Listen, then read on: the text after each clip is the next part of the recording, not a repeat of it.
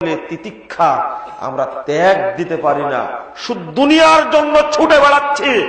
আল্লাহ নবী সেদিন একটা কথা বলেছিলেন, আমরা কি পাবো আপনার শপথ বাস্তবায়ন করলে? আল্লাহ নবী শুধু একটা শব্দ বলেছিলেন, আল জান্নাত, জান্নাত পাবে। তিনি বলেননি অসুস্থ হলে দেখতে যাব তোমাদেরকে, তিনি বলেননি সন্ত্রাসীরা আক্রমণ করলে আমি আক্রমণ ঠেকাবো, বলেননি তিনি দরিদ্র হলে তোমাকে খেতে দেব, এইগুলো কিছুই বললেন না। তোমাকে সব সত্য করতে হবে। মোহাম্মদকে সেখানে পাবে না, কাউকেই পাবে না। তুমি দরিদ্র হয়ে মারা যেতে পারো, তোমাকে কেউ মেরে ফেলতে পারে, মামলা দিয়ে তোমাকে জেলখানায় পৌঁছাতে পারে, তুমি বলতে পারবে না এটা যে সঠিক সহি দিন পালন করতে গিয়ে জেল খাটছে, একবারও খোঁজও নিল না, খবরও নিল না। যে না, ডক্টর গালেবকে 3.5 বছর জেল খাটাছে সরকার, তাতে কি হয়েছে? সম্মান বেড়েছে, কমেনি? কমেছে? কমেনি। অতএব যদি লতিফ সিদ্দিকী এই দেশে হজের বিরুদ্ধে কটূক্তি করতে পারে, আমি হজের পক্ষে গলা ফাটে বক্তব্য দিতে পারি মুসলমানের দেশে না।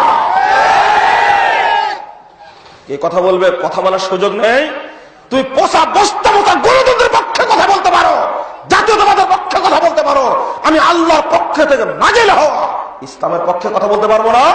হত্যা করা নিষেধ শরীয়তে। কোন ব্যক্তি কাউকে যদি হত্যা করে আর পৃথিবীর সকল মানুষ যদি সাপোর্ট করে, ধরুন আজকে আমার ফাঁসি দেওয়া হবে, আমি নিরপরাধ মানুষ, এই ফাঁসি যারা দিচ্ছে আর যারা দেখছে, গোটা পৃথিবীর মানুষ সবাই এই ফাঁসিতে সন্তুষ্ট। 2429 নম্বর হাদিস, তিরমিজির মধ্যে হাদিসটা আসছে, যদি সন্তুষ্ট হয়, একজন ব্যক্তি মারার কারণে আল্লাহ রাব্বুল আলামিন কাল কিয়ামতের মাঠে একজনের কারণে পৃথিবীর সমস্ত মানুষকে মুখের উপরে শেষে সবাইকে জাহান্নামে ফেলে দেবে।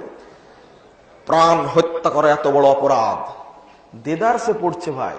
কত মানুষ যে গুম হয়েছে আর খুন হয়েছে বাপ মাও জানে না। তারা জানে এই দেশের বর্তমান অবস্থাটা, ইসলাম কত স্বচ্ছ পরিষ্কার বিধান।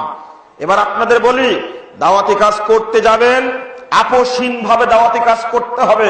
কোনো ভয় আছে? ভয় আছে, একটু একটু করে, একটু একটু ভয় আছে। যে না, ভয় করে কোনো লাভ নেই। ভয় করবেন কেন?